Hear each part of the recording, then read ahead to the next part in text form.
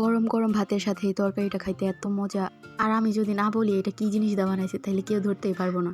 প্রথমে একটা বোলের মধ্যে মুরগির গিলা কলিজা খুবই সুন্দর করে ভালোমতো গরম পানিতে ধুয়ে পরিষ্কার করে নিচ্ছি। যারা মুরগির গিলা কলিজা খায় না তারা যদি এইভাবে একবার রান্না করে খায় তাহলে এটা ফ্যান হয়ে যাইব। প্রথমেই আমি এটাতে স্বাদমতো লবণ, একটু বেশি করে হলুদ মরিচের গুঁড়া, একটু ডার্ক সয়া সস, একটু লাইট সয়া সস, একটু ওয়েস্টার সস দিয়া তারপর দেবো একটু পরিমাণ মতো আদা রসুন বাটা, একটু টক দই। তোমরা চাইলে লেবু ইউজ করতে পারো, আমার বাসায় লেবু ছিল না। তো জিনিসটা একটু ভালো মতো মাখামাখি কইরা আমি ভুলে গেছি টমেটো সস দেওয়ার কথা।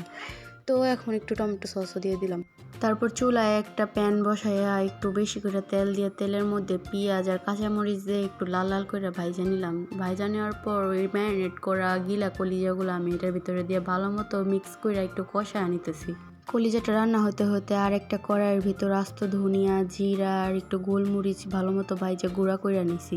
এই রান্নায় আমি কোনো রকম পানি ইউজ করি নাই, ঢাকনা দিয়ে ঢাইকা রেখে একটু পরপর খুলে খুলে নাড়াচাড়া দিয়ে জিনিসটা কষায় নিছি। তো বেশি করে ঝালের জন্য আবার একটু কাঁচামরিচ দিয়ে দিলাম। তো নামানোর আগে ওই যে গুঁড়া করে রাখা মশলাটা উপর দিয়ে ভালো মতো ছিটায় দিলাম। তারপর জিনিসটা একটু ভালো মতো নাড়াচাড়া দিলেই হয়ে যাবে খুবই মজাদার মুরগির কলিজা ভুনা। আমার বাসার সবাই এই ভুনাটা অনেক মজা করে খাইছে। তোমরাও বাসায় ট্রাই করো আর কমেন্টে জানাইও।